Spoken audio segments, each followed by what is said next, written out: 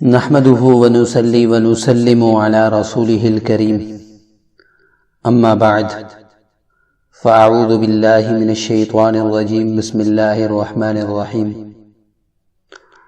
ما كان محمد أبا أحد من رجالكم ولكن رسول الله وخاتم النبيين وكان الله بكل شيء عليما وقال النبي صلى الله تبارك وتعالى عليه وسلم أنا خاتم النبيين لا نبي بعدي أو كما قال صلى الله تعالى عليه وسلم۔ محترم عزیزو، بھائیو، دوستو،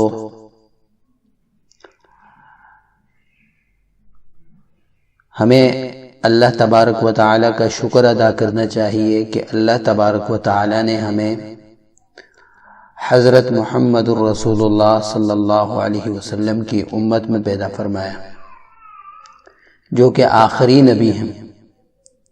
آپ کے بعد قیامت تک کسی نئے نبی نے نہیں آنا، اس لیے کہ یہ اللہ تبارک و تعالی کا محکم اور مکمل فیصلہ ہے کہ ما کان محمد ابا احد من رجالکم ولکن رسول اللہ وخاتم النبیین، کہ محمد صلی اللہ علیہ وسلم تمہارے مردوں میں کسی کے باپ نہیں، ولیکن رسول اللہ، ہاں وہ اللہ کے رسول ہیں، وخاتم النبیین، اور آخری پیغمبر ہیں، نبیوں میں سب سے آخر میں آنے والے ہیں، آپ کے بعد کسی کی کوئی نبوت نہیں۔ حضرت عیسیٰ علی نبینا علیہ السلام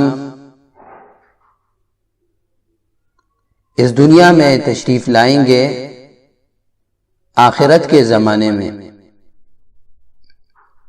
قیامت کے قریب،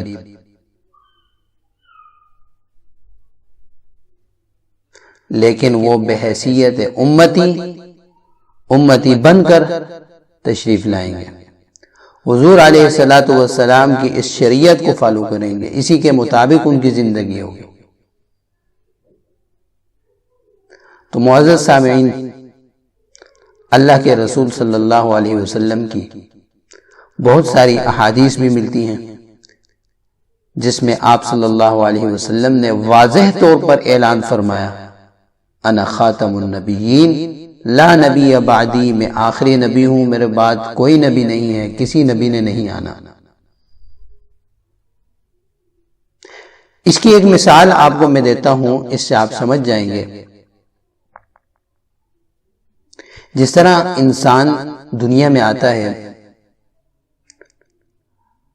تو جوں بڑا ہوتا ہے اس کا قد بڑھتا ہے، پھر اسی کے حساب سے اس کے کپڑے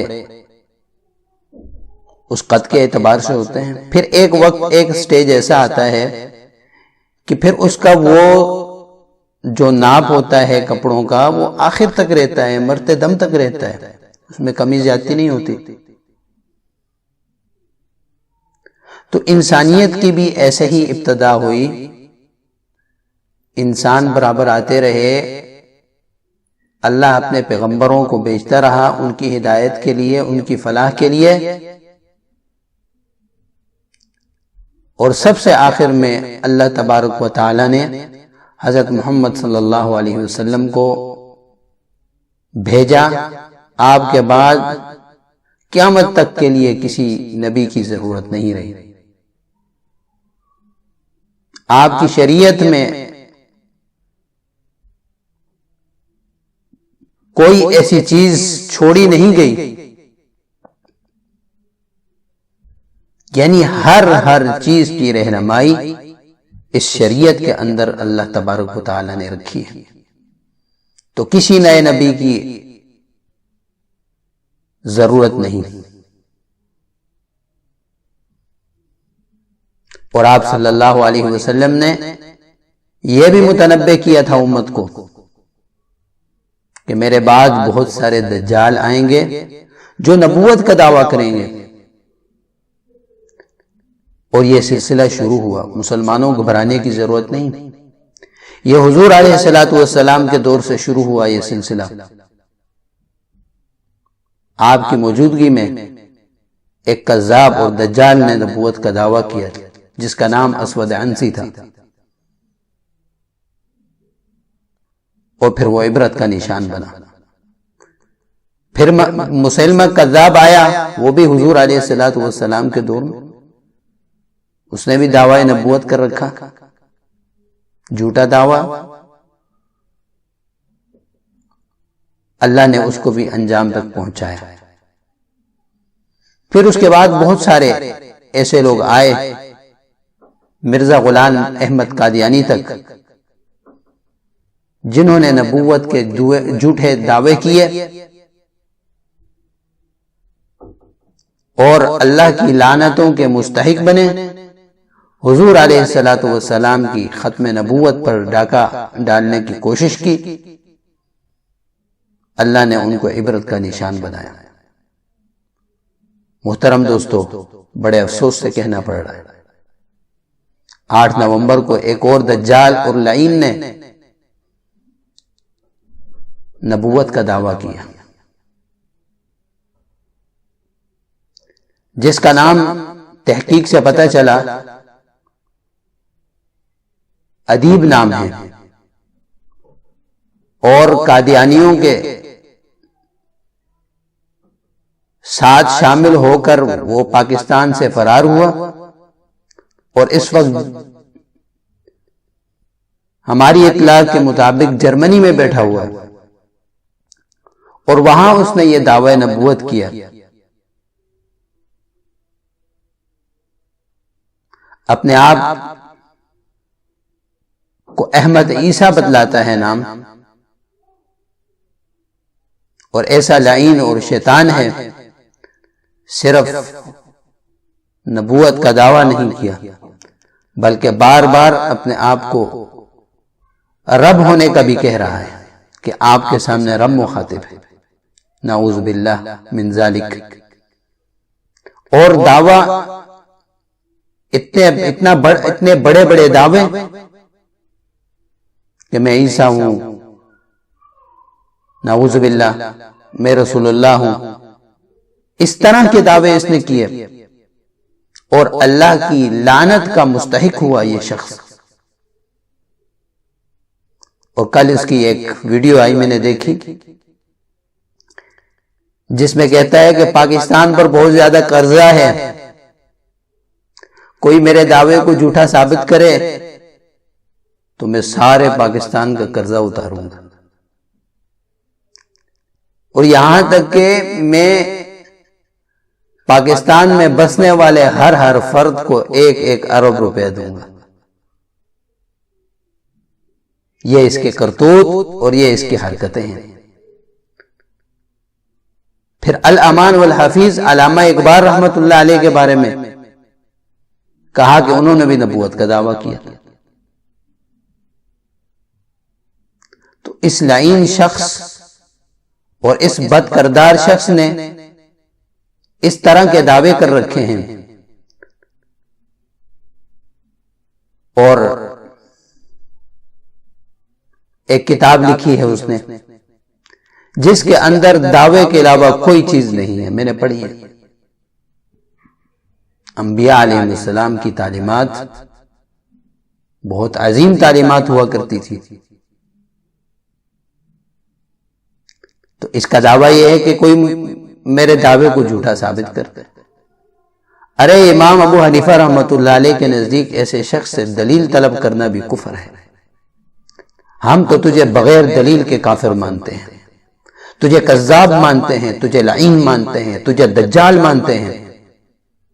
تو دجال کی انفارمیشن کی آڑ میں اس طرح کا دعویٰ تو نے کر رکھا ہے اور چھپا ہوا ہے تو تیرے تو مسلمان تعاقب میں ہیں۔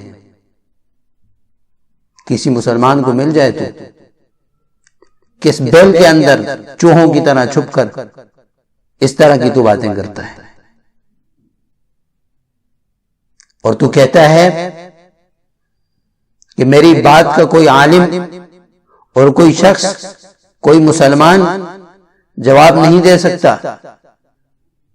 ارے میں تجھے صرف تیری باتوں کے جواب کا نہیں کہتا، آ جا میدان میں، تجھے تیری باتوں کا جواب بھی دوں گا، اور انشاءاللہ محمد عربی صلی اللہ علیہ وسلم کا یہ ادنا سا غلام، عمل کچھ نہیں، بہت ادنا غلام تیرے ساتھ مباہلے کے لیے بھی تیار ہے۔ مشائخ کی اور علماء کی بات تو دور کی، یہ ادنا سا غلام تیرے ہر بات کا جواب دینے کے لیے بھی تیار ہے اور تیرے ساتھ مباہلے کے لیے بھی تیار ہے۔ آجا میدان میں، آجا وہاں بیل میں بیٹھ کر اور چھوٹے سے کمرے میں بیٹھ کر تو اتنے بڑے بڑے دعوے کرتا ہے، اور انشاءاللہ تیرے اس فتنے کو ہم ختم کریں گے، انجام تک پہنچائیں گے۔ اپنا کوئی پتہ بتا، اپنا کوئی نمبر بتا۔ عجیب ڈرامہ آپ نے رچایا ہوا۔ دو قسم کے لوگ ہوتے ہیں دنیا میں، ایک ہوتے ہیں حزب اللہ، اللہ کے لشکر والے، اور ایک ہوتے ہیں حزب الشیطان، شیطان کے لشکر والے۔ جب شیطان مردود ہوا تھا، اللہ نے اسے اپنی رحمت سے دور کیا، تو اس نے اللہ سے مہلت مانگی تھی کہ اللہ تیری مخلوق کو، انسانوں کو میں گمراہ کروں گا۔ اسی شیطان کا نطفہ ہے تو، اسی کی ذریت ہے تو، لوگوں کو گمراہی کی طرف لے جانے کی تو کوشش کر رہا ہے۔ اور میری انفارمیشن کے مطابق تو نے ایک یہودیہ سے شادی کی ہوئی ہے، اور یہ ساری پلاننگ اس کی ہے۔ اور ایک طرف اولئک حزب اللہ، اللہ کے بندے بھی ہیں جو گمراہی سے نکالنے والے ہیں۔ تو تجھے میں نے مباہلے کا بھی چیلنج کیا ہے، اور تجھے میں نے تیرے تمام باتوں کے جوابات کا بھی میں چیلنج کرتا ہوں۔ میں تیری ہر بات کا جواب دے سکتا ہوں اللہ کے فضل و کرم سے۔ ہمیں اپنے نبی صلی اللہ علیہ وسلم کی ناموس اور عزت کی رکھوالی آتی ہے، اور مسلمانوں سے میں اپیل کرتا ہوں کہ اس طرح کے فتنوں میں اپنی کوئی رائے نہ دیا کریں، کسی سے کوئی دلیل نہ دیا کریں، علماء سے فوراً رابطہ کیا کریں۔ چاہے کسی بریلوی مسلک کے عالم سے آپ رابطہ کر رہے ہیں، کسی دیوبندی مسلک کے عالم سے رابطہ کر رہے ہیں، کسی اہل حدیث مسلک کے علماء سے رابطہ کر رہے ہیں، یہ سب کے سب ہماری آنکھوں کے تارے ہیں۔ انشاءاللہ ختم نبوت کے معاملے میں یہ سب متحد ہیں، متفق ہیں، آپ کو صحیح گائیڈ کریں گے۔ تو اللہ تبارک و تعالی سے دعا ہے کہ اللہ تبارک و تعالی ان تمام فتنوں کو نیست و نابود کرے، اور تمام مسلمانوں کو حضور علیہ السلام کی محبت اور عقیدت نصیب فرمائے، اور ان پر مر مٹنے کا جذبہ ہم سب کے اندر پیدا فرمائے۔ وآخر دعوانا ان الحمد للہ رب العالمین۔ السلام علیکم ورحمۃ اللہ۔